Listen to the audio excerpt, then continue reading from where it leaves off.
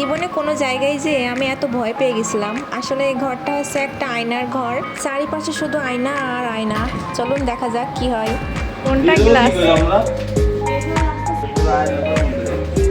আয়না ঘরই তো, আমরা এখন আয়না ঘরে ঢুকবো।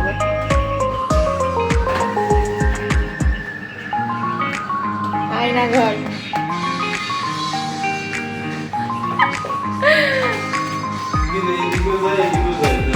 কিরে কিছুই তো বুঝি না, আমার মাথা ঘুরে যাচ্ছে। কোন দিকে রাস্তা? কিরে আমি কিন্তু তুমি আসো। তোমার- এই যে আমি তোমার হারাই ফেলেছি আমি। এদিকেও রাস্তা আছে।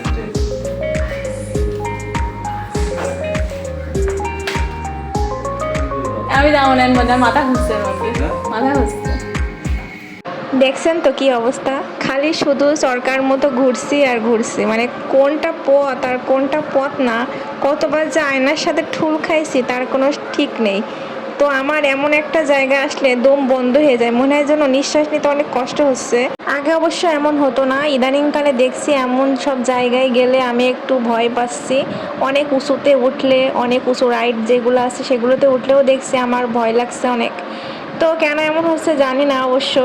এই আয়নাঘরটা আপনারা দেখতে পাবেন ঢাকা বিজয় সরণিতে অবস্থিত, বাংলাদেশ নব থিয়েটারের পাশে যে 3D আর্ট গ্যালারি আছে ওখানে।